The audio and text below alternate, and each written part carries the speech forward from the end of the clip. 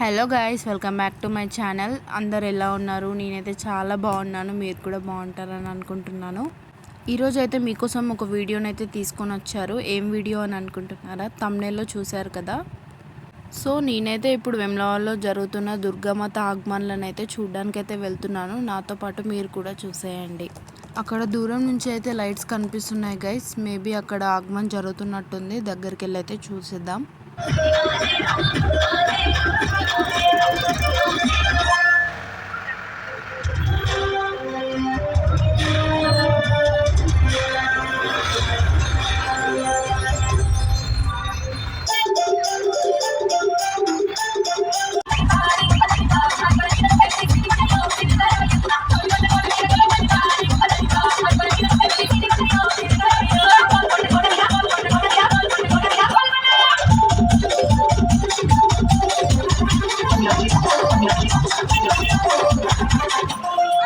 ఇదే నేను ఫస్ట్ చూసిన దుర్గామాత ఆగమన్ గైస్.